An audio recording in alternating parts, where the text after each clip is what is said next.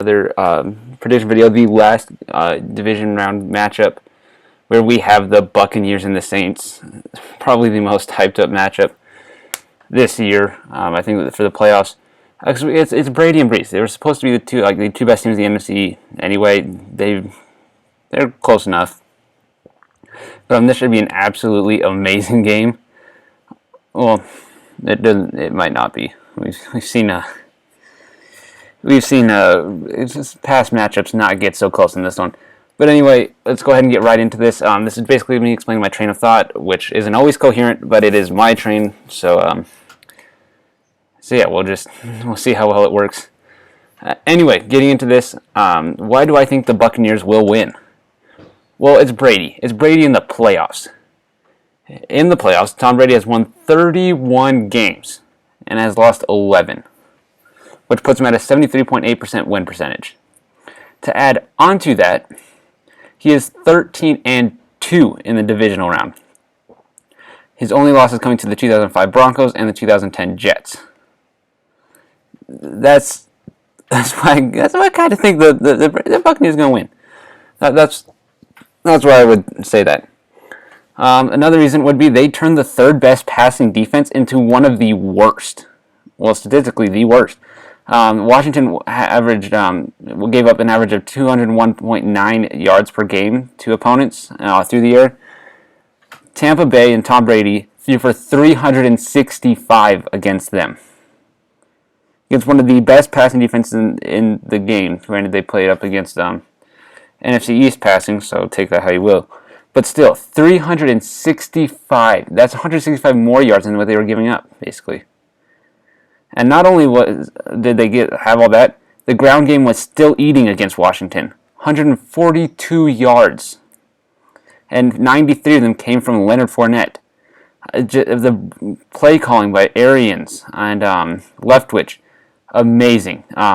Keeping Washington on their feet, keeping Tom Brady clean was a huge part of that. And those are their offense is just clicking like crazy. The passing we all knew that was going to be, but the run game from Fournette specifically, absolutely amazing against Washington, and I think there's a chance they can do it again today against the Saints. Another thing they do well is stopping the run. They were the best run defense in 2020. They only gave up 80.9 yards per game, which is absolutely insane.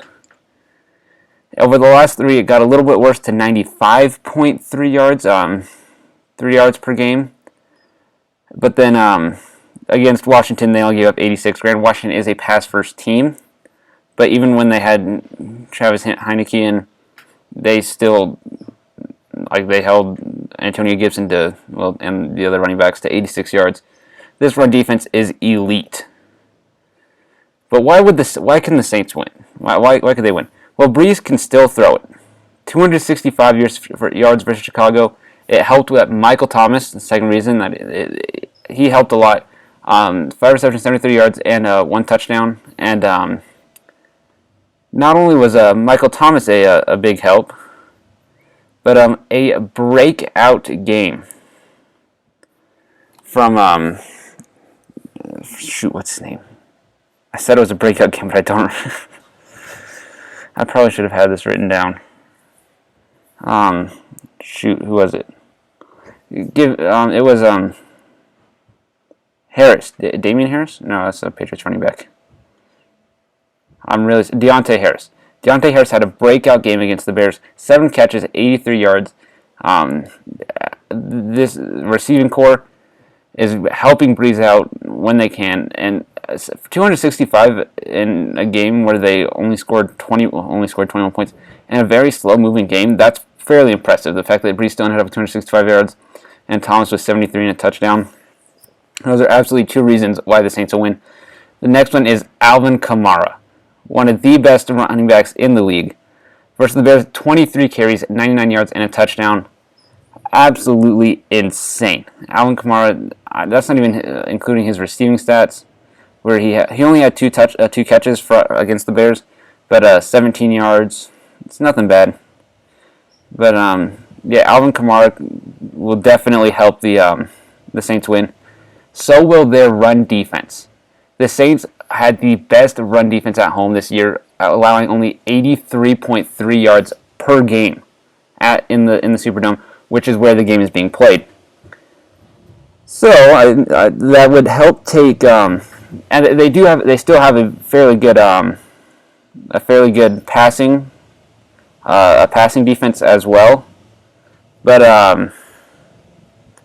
yeah, the run defense making Fournette just not impactful. That'll help them a lot. Try and focus down. Yeah, their pass defense, 215-yard average for 2020.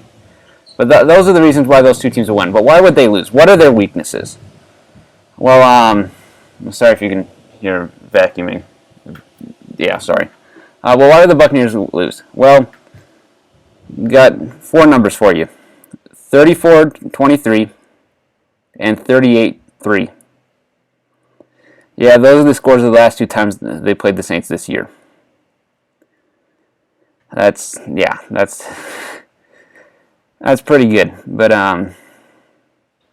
yeah, it's good for the Saints, not good for the Buccaneers. Also, they are 21st in pass defense, with giving up 249.1 yards per game. They gave up 289 to Taylor Heineke. That's not good. They also don't have a great red zone offense. Well, it's nothing horrible. At least their average in 2020, where they averaged 65.15% of their red zone trips ended up in touchdowns. That was 11th. But if you're in the top 8 of teams right now, you need to be in the top 8 of every other statistic. And it got worse. So this is the real reason. Over the last 3 games, 46.15% of their red zone trips ended up in touchdowns. That's 25th over the last 3 games. And against Washington, only 20% of their red zone trips ended up in touchdowns, which put them at 30th. The red zone. If you want to beat the Saints, you need to score. Like, you need to make it. You need to take advantage of. You need to score. You need to take advantage of every opportunity you have. In these red zone situations, you have to take advantage of that. You need to bump it up even to 65.15. You need to bump it up any way you can. And then finally, the penalty yards per game. Not necessarily the amount of penalties, but the penalties they do give up it loses them about 43.5 yards per game, which is 13th.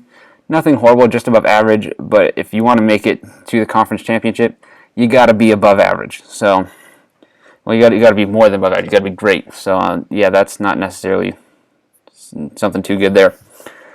But if we want to talk about penalties, we got to focus on the Saints. 6 per game, which is 24th in the league, and a 60.3 yards per game given up due to penalties, which is 31st in the league. That's atrocious. You can't go backwards.